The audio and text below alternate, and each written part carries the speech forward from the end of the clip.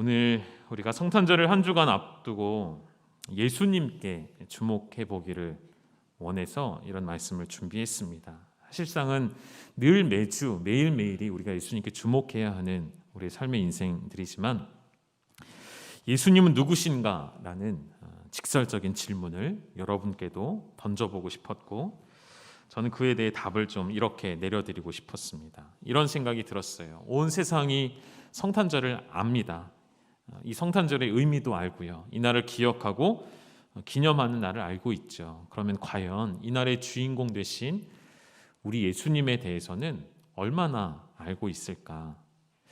예수님의 이름을 들어보지 못한 사람은 없지만 그분이 정말 누구이신지를 아는 사람은 많지 않은 것 같습니다.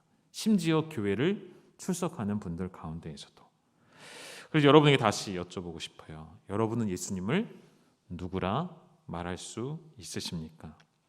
그분이 나에게 어떠한 존재인지, 그분의 인생과 나의 인생이 어떤 관계 가운데 있는지를 깊이 묵상하며 관계를 맺고 가는 사람들은 얼마나 될까라는 생각을 해보았습니다.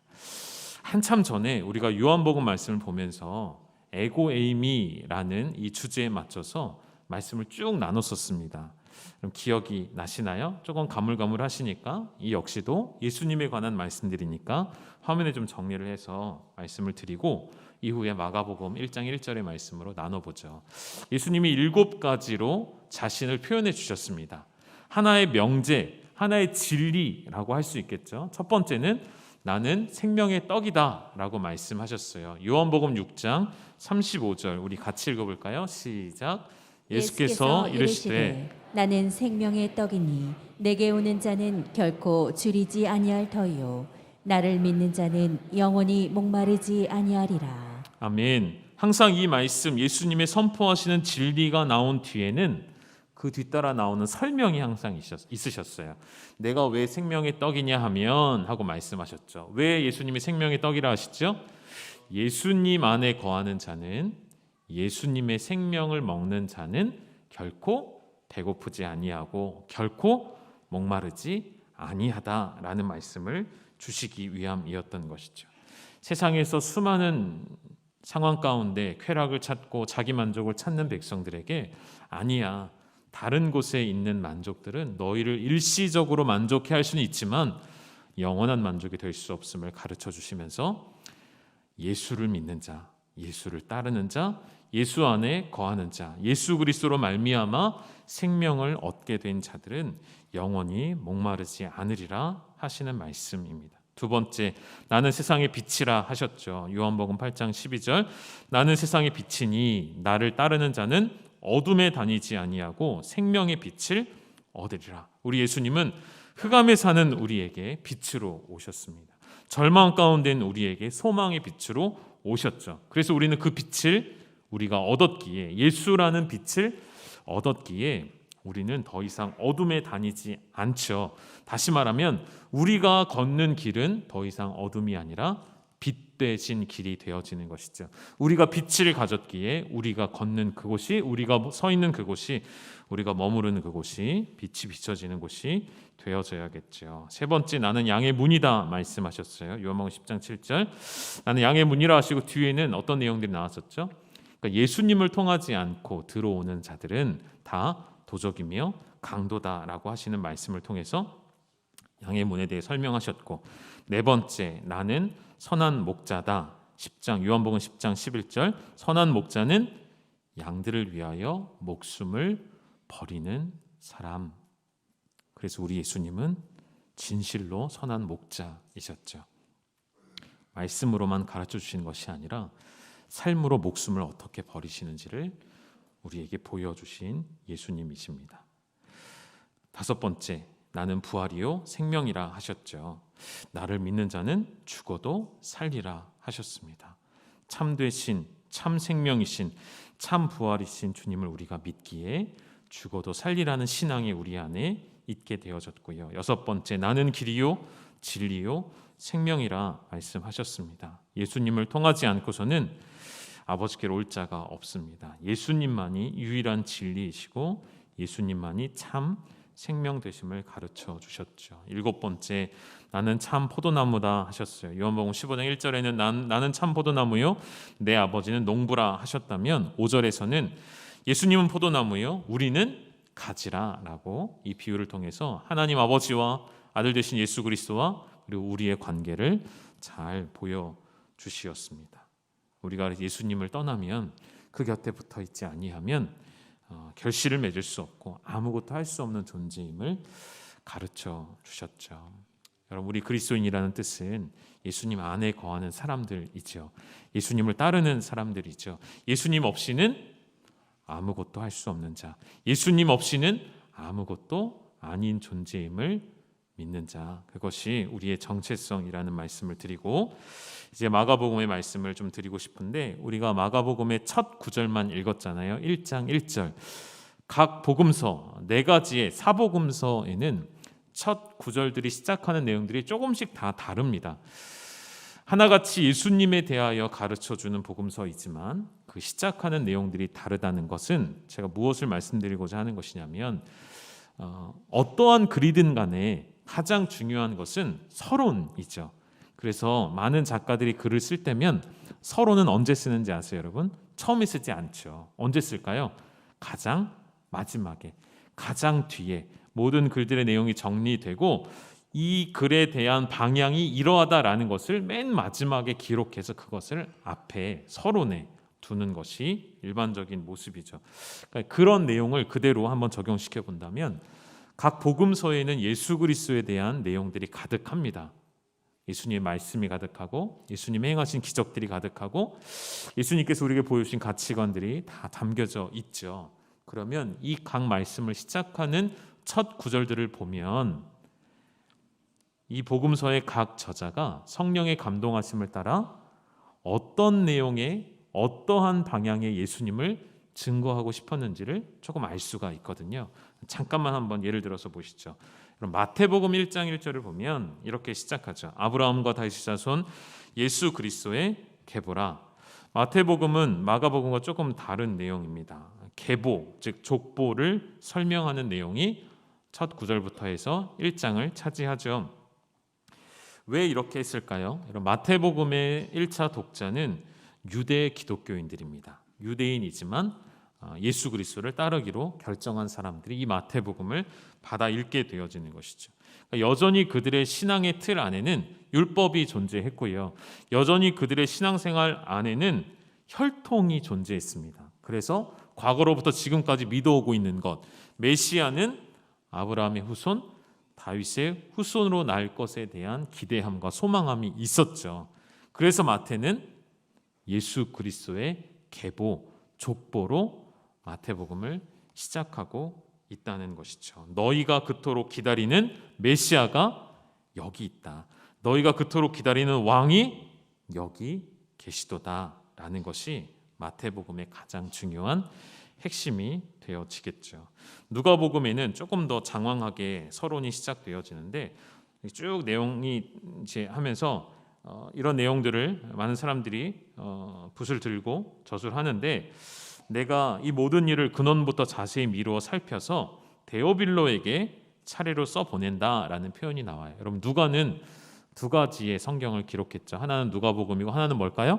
사도행전이죠. 그래서 1권과 2권으로 분류가 되겠죠. 사도행전 역시도 데오빌로에게 보내는 편지였습니다.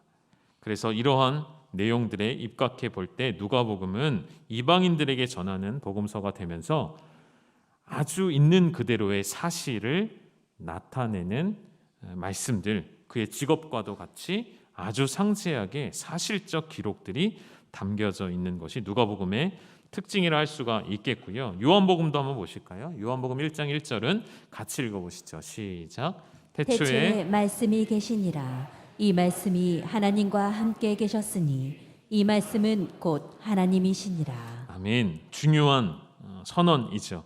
예수님이 어떤 분이신지, 예수님은 말씀이시고 곧 하나님이심을 드러냅니다. 그럼 이 말씀 한 구절만 본다면 뒤에 나오는 내용들 어느 정도 유추가 가능하겠죠. 요한복음은 예수님의 능력과 예수님의 신성을 많이 언급합니다.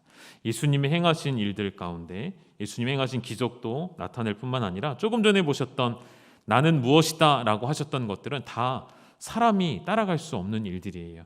예수님의 생명의 떡이 되시는 것, 빛이 되시는 것, 선한 목자이신 것, 부활의 생명이신 것, 이 모든 것은 예수님의 신성을 드러내는 일 중에 하나라고 볼 수도 있다는 것이죠.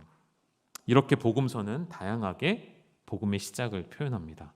예수 그리스도에 관하여 이렇게 다르게 표현을 하지만 결국에는 목적은 같죠. 그래서 우리 주님 예수 그리스도는 이러한 분이십니다 라는 것을 소개하고 싶은 것이죠.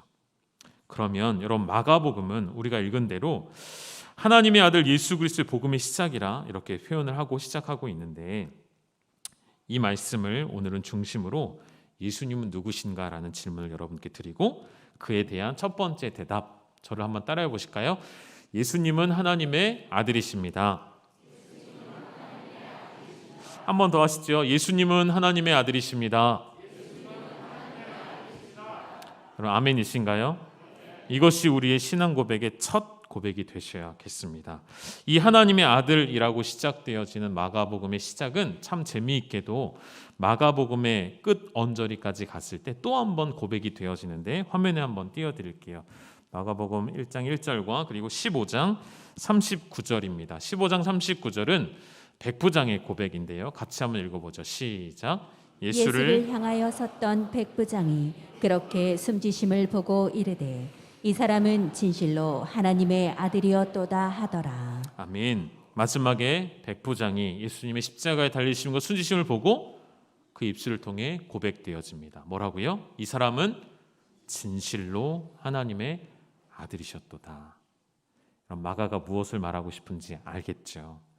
마가가 말하고 싶은 가장 중요한 것은 예수님은 하나님의 아들이십니다 라는 것을 말하고 싶었던 것이죠. 여러분, 아들이라는 것은 특별한 의미를 갖고 있다는 것 알고 계시죠? 아들이라 함은, 누군가의 아들이라 함은 신분과 지위를 나타내는 표현입니다. 특별히 이 당시의 문화 가운데 누구의 아들인가, 누구의 자녀인가, 그 아버지는 무엇을 하는 분인가는 그 자녀에게도 동일한 신분과 지위를 허락해 주었습니다.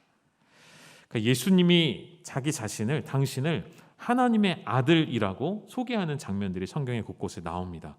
그것을 제대로 알아들은 유대인들이, 바리새인들이, 서기관과 제사장들이 어떻게 하죠? 예수님에게 죄목을 덮어 씌우죠. 뭐 어떤 죄목이었죠? 신성모독이다라는 죄였죠. 제대로 알아들은 거예요. 네가 하나님의 아들이라 한다는 것은 하나님과 동일한 신분과 지위를 갖는다는 것을 의미하는데, 어찌 감히 사람이 하나님의 아들이라 할 수 있는가라고 따져 물었던 것이죠. 아들이 갖는 또 하나의 의미는 여러분, 상속자이죠. 아들은 아버지의 모든 것을 갖게 되었습니다. 아버지의 모든 것을 유업으로, 기업으로 물려받는 존재라는 것이죠. 그러니까 하나님의 아들은 하나님 나라의 주인이 된다는 의미이죠. 그래서 성경은, 하나님은 구약 시대로부터 쭉 이스라엘 백성들에게 이러한 관계로서 메시아를 소개해 왔었어요. 예수님도 그렇게 소개했었죠. 우리 한번 생각해 보실까요? 주인이 종들에게 밭을 맡기고 멀리 떠나 있을 때 시간이 흘러 이제 소출을 걷고자 종들을 보내죠. 그랬더니 그 일꾼들이 어떻게 했죠? 그 종을 죽입니다. 그 종을 가두고 때리고 죽이기까지 합니다. 그래서 이 주인이 나중에는 어떻게 하냐면, 이제는 내가 아들을 보내리라 하죠. 왜죠? 왜 아들을 보냅니까? 이 아들은 곧 나를 의미하기 때문에, 이 아들은 곧 주인 그 자체이기 때문에 아들을 보내면 그들이 내 말을 들을 것이라 생각하죠. 똑같습니다. 구약에 하나님 많은 선지자들과 많은 하나님의 사람들을 세워서 하나님의 나라를 전파하고 하나님 말씀을 증거하지만 그들은 듣지 않죠. 많은 선지자들을 거부하고 죽이고 가두었습니다. 그래서 우리 하나님은 결국 마지막에 어떻게 하시죠? 아들을 보내셔서 우리 가운데 하나님의 아들 되신 예수 그리스도를 보내셨죠. 그런데 이 악한 일꾼들은 거꾸로 생각한 거예요. 어떻게 생각한 것이죠? 알고는 있었던 것이죠. 이 아들은 상속자이기에 이 아들을 죽이면 이 모든 것이 나의 소유가 되리라 생각했던 것이죠. 이 아들이라는 것은 이런 의미가 있다는 것을 설명해 드리기 위해 잠깐 말씀을 드리는 거예요. 아들은 아버지 모든 것을 가지고 누리는 자라는 것이죠. 동일하게 아버지의 권세를 가진 자가 아들이라는 것이죠. 그 하나님의 아들로서 예수님께서 우리에게 오셔서 행하신 일을 이제 오늘 본문을 좀 벗어나서 사도 요한은 뭐라고 표현하냐면 요한일서 5장 20절 말씀을 한번 가보시죠. 우리 이 말씀 같이 한번 읽어보겠습니다. 시작. 또 아는 것은 하나님의 아들이 이르러 우리에게 지각을 주사 우리로 참된 자를 알게 하신 것과 또한 우리가 참된 자 곧 그의 아들 예수 그리스도 안에 있는 것이니 그는 참 하나님이시요 영생이시라. 아멘. 우리가 또 아는 것은 먼저 표현된 것이 하나님의 아들이라는 표현이 나왔어요. 하나님의 아들이 이르러 우리에게 오셨다라는 뜻이죠. 그리고 우리는 그것을 성육신이라고 표현하기도 합니다. 하나님의 아들이 우리 가운데 오셔서 주신 것은 무엇이냐면 첫째, 지각을 주셨대요. 지각이라는 말 무엇이죠? 사고방식, 생각, 인식이라는 뜻이죠. 그래서 우리에게 이런 일을 하신 거예요. 우리로 하여금 두 번째 보시죠. 참된 자를 알게 하신 것. 참된 자는 하나님을 뜻합니다. 베일에 감싸져 있고 보이지 않는 하나님을 온전히 알게 하셨고 또 한 가지는 무엇이냐면 우리로 하여금 그의 아들 예수 그리스도 안에 있게 하셨다는 것. 참된 자와 그의 아들 예수 그리스도 안에 있게 하시는 것. 이런 표현을 사도 요한이 쭉 풀어서 설명하고 있다는 것이죠. 하나님의 아들을 아는 지각, 지식, 이것을 헬라어는 디아노이아라는 단어를 씁니다. 생각, 사고방식, 인식이고 그 원뜻은 어근은 마음, 영, 정신까지 포함하는 단어입니다. 이러한 하나님에 대한 온전한 지식과 생각이 없게 되어지면 우리가 흔히 말하는 소위 말하는 가슴이 차가워지는 그래서 신앙의 뭐라고 표현할까요? 신앙의 뒤로 물러감과 목마름과 갈급함은 있는데 채워지지 않음을 경험하게 되어지죠. 그래서 많은 크리스찬들이 그런 갈급함을 채우기 위해 여기저기를 헤매이게 되어지는데 오늘 제가 분명히 말씀드리고 싶은 것은 여러분 우리의 목마름과 우리의 갈증은 다른 것으로 채워지지 않고요. 딱 한 가지라고 말씀드리고 싶어요. 우리의 참 생명의 양식 되신 예수 그리스도, 즉 그분이 하나님의 아들이심을 온전히 알면 그리고 온전히 그 안에 거하면 하나님의 아들로서 그분이 내 앞에 계시고 그분과의 풍성한 교제와 나눔이 있으면 우리는 결코 목마르지 않습니다. 우리는 결코 줄이지 않는다는 것이죠. 여러분 이 진리를 반드시 명심하시고 기억하시기를 주님의 이름으로 축원합니다. 교회 목적을 다루는 에베소서에서도 이렇게 선언하죠. 에베소 4장 13절 말씀 우리 같이 한번 읽어볼까요? 시작. 우리가 다 하나님의 아들을 믿는 것과 아는 일에 하나가 되어 온전한 사람을 이루어 그리스도의 장성한 분량이 충만한 데까지 이르리니. 아멘. 여기도 동일하게 이야기합니다. 우리가 믿는 것, 우리가 그리고 알아야 하는 것, 그것은 곧 하나님의 아들에 관한 것임을 강조하고 있죠. 교회 목적이 그러하다는 것이죠. 성도로 하여금 예수 그리스도를 믿는 것과 아는 일에 하나가 되어서 온전한 사람이 이루어지게 하는 것, 한 사람 한 사람이 믿음으로 장성하게 되어지는 것. 그 신앙의 기초에는 가장 중심에는 무엇이냐면 예수님은 하나님의 아들이시라는 믿음이 있어야 한다는 것이죠. 사랑하는 여러분, 오늘 예수님 우리 가운데 찾아오신 이 성탄의 계절에 우리 다른 것에 너무 마음을 쏟지 마시고 예수님이 하나님의 아들이심을 믿음으로 고백하시고 또 증거하시기를 주님의 이름으로 축원합니다. 두 번째는 예수님은 그리스도이시라는 것이죠. 저를 한 번 더 따라해 보실까요? 예수님은 그리스도이십니다. 여러분, 그리스도라는 말은 크리스토스라는 말, 동사도 있어요. 크리오라는 단어가 있는데 이 크리오라는 단어는 기름을 붓다라는 뜻을 가지고 있습니다. 그리고 명사형이 되어지는 크리스토스는 그리스도라는 뜻, 기름 부음을 받은 자라는 뜻을 가지고 있죠. 히브리어로는 동일한 뜻을 가지고 있는 이 단어가 있습니다. 한번 띄워주실까요? 히브리어는 이렇게 읽을 수 있어요. 우리는 메시아라고 표현하는데 정확한 발음은 마시아흐입니다. 마시아흐. 발음이 어렵죠. 이 마시아흐는 말 그대로 왕이란 뜻을 가지고 있고요. 구약에선 사울이나 다윗 이후에 다윗과 같은 그런 왕들을 언급할 때 사용되어지기도 하고, 이방인의 왕들을 향하여서도 마시아흐가 사용되기도 하는데, 언제 사용되냐면 하나님의 도구로 쓰임받는 왕들에 대하여서. 대표적인 사람을 꼽으라면 페르시아의 고레스 왕이 있겠습니다. 이사 45장에 예언되어지는 그 이야기 속에 하나님의 도구로 쓰여지기 위하여 하나님의 기름 부음을 받은 자라는 뜻이 되겠습니다. 우리 예수님이야말로 진정한 마시아흐가 되는 것이죠. 우리 예수님이야말로 진정한 메시아였던 것이죠. 그래서 사람들은 끊임없이 탐문하고 탐구했어요.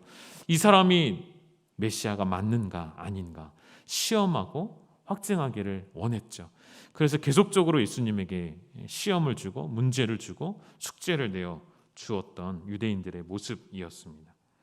여러분, 예수님은 언제부터 왕이셨을까요? 이 땅에 오실 때에만 왕의 모습으로 오신 것일까요? 아니죠. 우리 예수님은 그 근본 자체가 왕이십니다. 이 땅에 오시기 전부터, 태초로부터, 더 정확하게는 영원 전부터 영원까지 왕이신 우리 예수님이시라는 것이죠. 그 영원한 하나님 나라의 왕이 우리에게 오실 때에 모든 죽음, 모든 사망, 모든 율법, 모든 권세를 깨뜨리신 승리의 영광의 왕으로 찾아와 주셨습니다. 우리가 믿는 믿음의 두 번째 가장 중요한 것은, 아까 한 가지는 하나님의 아들이심을 믿는 것, 또 하나는 예수가 그리스도이심을, 예수가 왕이심을 믿는 것. 여러분, 왕은 어떤 존재입니까? 우리가 온전히 굴복하는 존재이죠. 완전히 순종하며 복종하는 존재가 되어지는 것이죠. 그 예수 그리스도의 왕 되심 앞에 우리가 할 것은 무엇일까요? 경배와 찬송, 그리고 영광 올려드리는 것, 순종하는 것, 그것 외에는 없다는 것이죠. 이런 웃지 못할 일화가 있습니다. 한 성도가 오랜 시간 동안 지병을 갖고 있다가 이제 죽음의 날이 임박해 왔을 때 천국에 대한 확신이 흔들리기 시작하는 것이죠. 이거 뭐 다른 사람의 이야기라기보다는 우리 모두의 이야기가 될 수 있기 때문에 좀 언급을 좀 드리고 싶었어요. 죽음 앞에 서면 인간에게는 두려움이 찾아오게 되어지죠. 그래서 이 성도가 불안한 마음에 목사님에게 신방을 요청했고, 목사님이 오셔서 성경을 읽어주시는데 이렇게 말씀을 하셨대요. 요한복음 3장 16절을 읽어드리면서, 하나님 세상을 이처럼 사랑하사 독생자를 주셨으니 이는 그를 믿는 자마다 멸망하지 않고 영생을 얻을까 말까 할까요? 라고 부르셨대요. 이것이 죽음을 앞둔 성도의 모습이기 때문에 우리 주님은 분명히 영생을 얻는다라고 말씀하셨는데, 우리는 늘 얻을까 말까 고민한다는 것이죠. 그 원인이 무엇에 있을까 좀 고민하다가 이렇게, 정답은 아니지만 여러분 이렇게 좀 도전해드리고 싶었어요.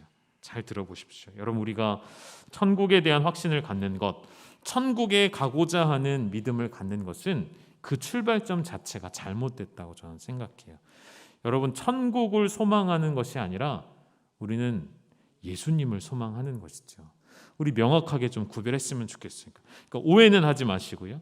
천국이 있다 없다에 우리가 자꾸만 초점을 맞추다 보니까 내가 천국에 갈 수 있는가 없는가를 걱정하게 된다는 것이고, 그러나 바른 신앙은, 바른 자세는 천국에 들어갈까 들어가지 못할까를 고민하는 신앙이 아니고요.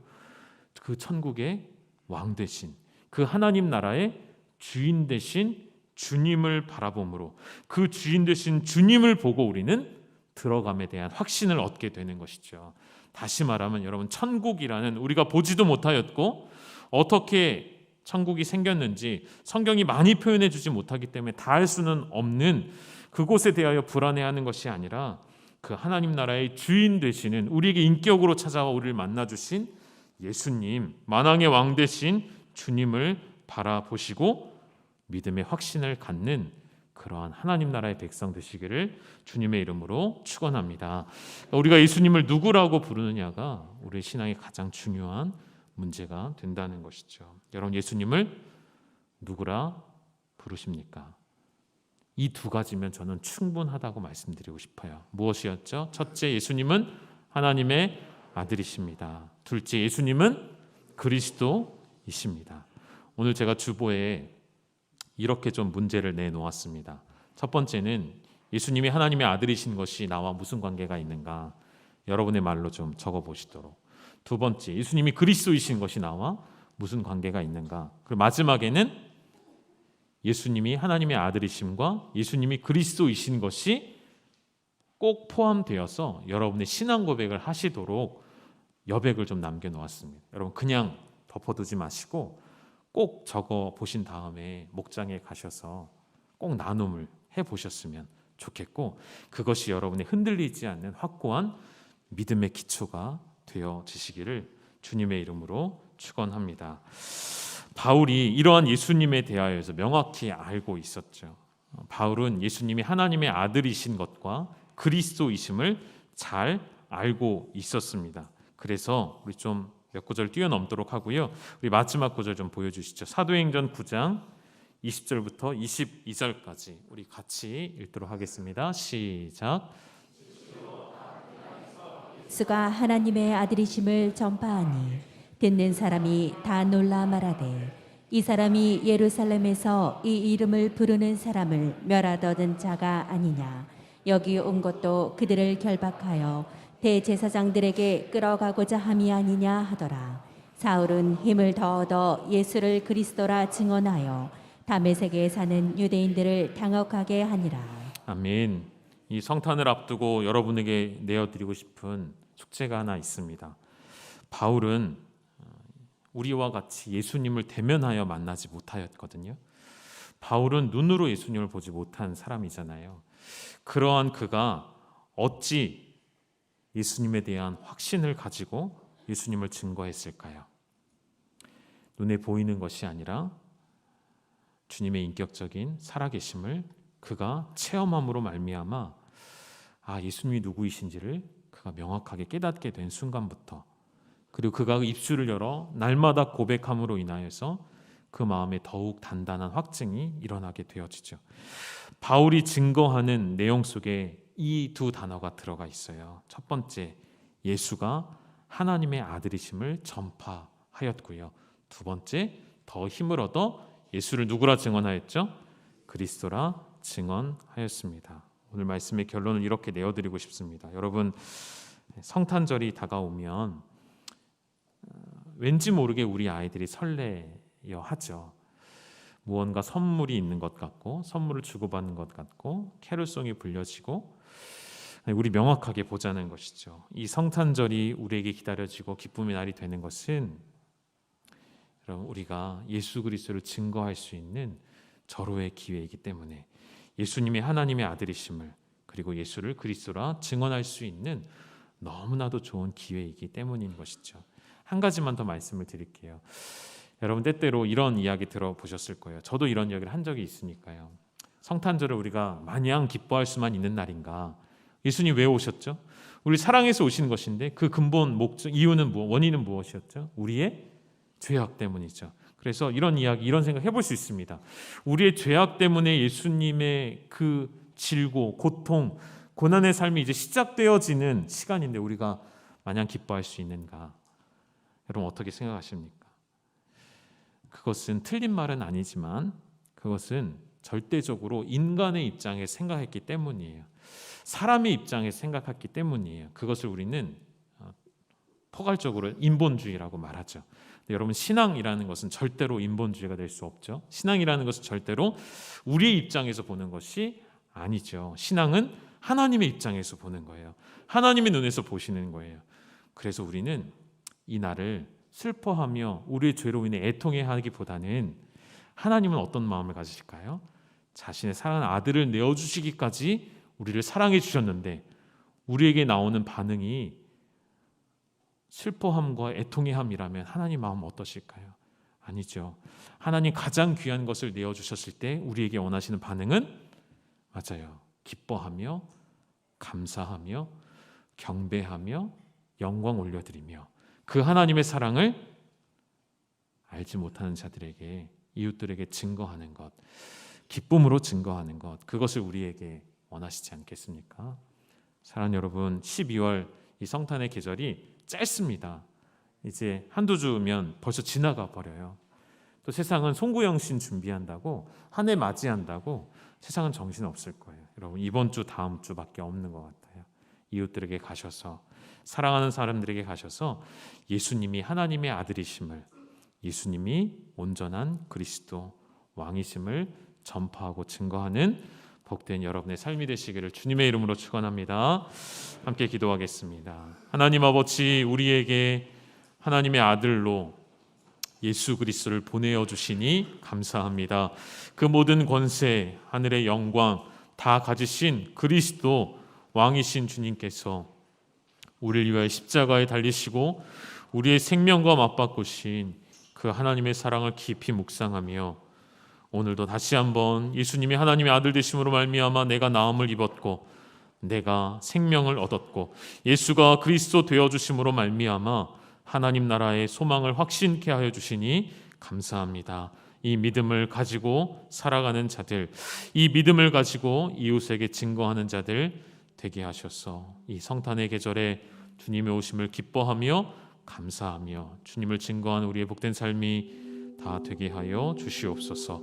예수님의 이름으로 감사하며 기도 올리옵나이다. 우리 함께 찬양 드리도록 하겠습니다.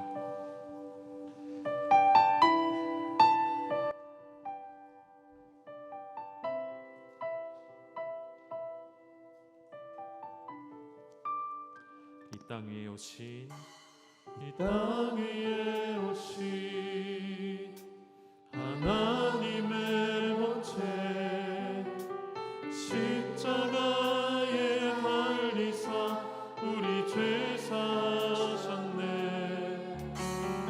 하나님이 그를 지극히 높여 모든 이름 위에 뛰어난 이름을, 우리 예수 이름 앞에, 우리 예수 이름 앞에 절하고 모든 입이 주르시네. 영광 중에 오실 주를 보리라. 선포해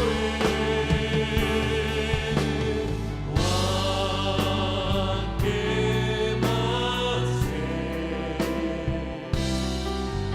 존귀와 위엄을 찬양해. 왕의 왕께 만세. 주 예수 하나님. 우리 2절 고백하실 때에는 자리에서 일어나서 함께 찬양하시죠.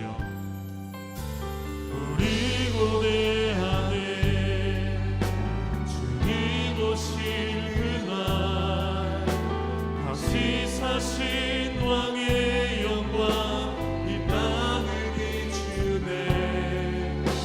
사단의 권세는 주 앞에 무너져 생명과 진리의 주 권세 가장 높도다.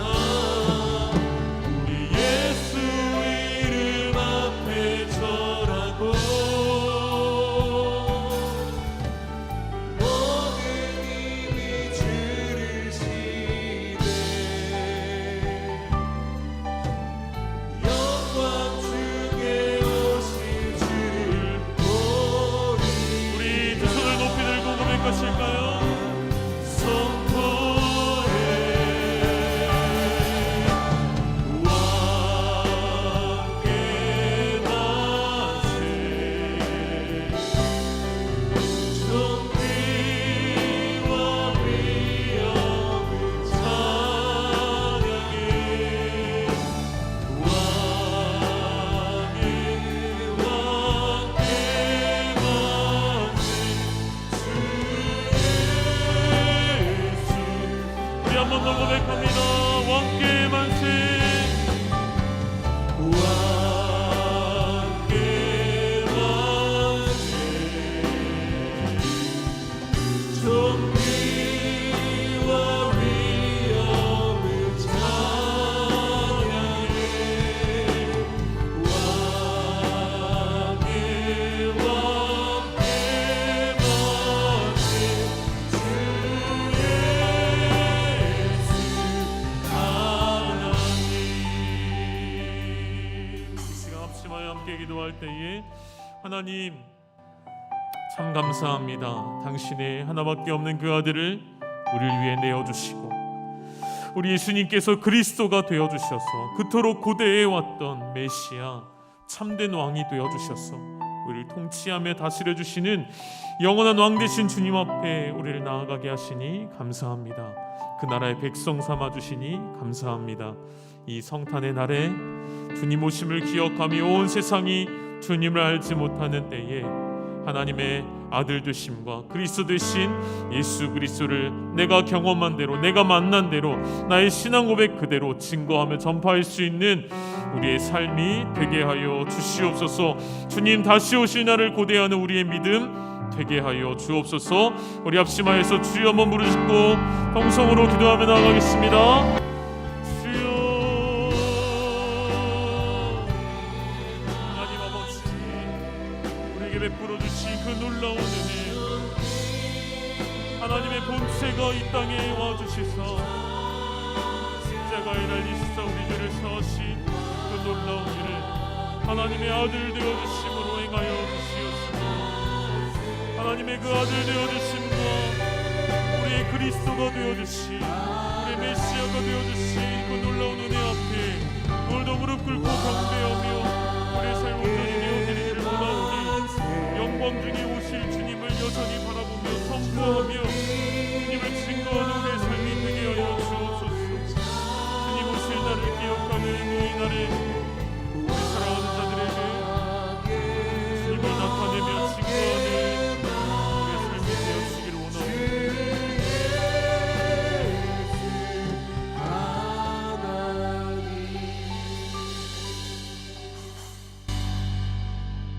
내가 온 것은 양으로 생명을 얻고 그 생명을 더 풍성케 함이니라. 이제도 우리 주 예수 그리스도의 사랑과 우리 하나님의 놀라운 그 사랑과 은혜, 성령님의 역사 위로 교통하심이 지금도 세상에서 참 행복과 기쁨을 알지 못하고 죽어가는 영혼들이 많이 있는데 저희들은 그리스도를 믿고 구원 얻어 참 생명을 얻게 하고 주님의 거룩한 일들을 찬송할 수 있는 열방의 가족으로 삼아주신 것 감사합니다. 이 일에 동참하여 주님 오심을 감사하면서 성탄을 맞이하는 열방의 모든 가족들 위해 하나님의 거룩한 일들을 땅끝까지 이르러 증거하는 모든 선교자들 위해 하나님의 놀라운 은혜와 축복이 이제로부터 영원토록 함께 있을지어다. 아멘.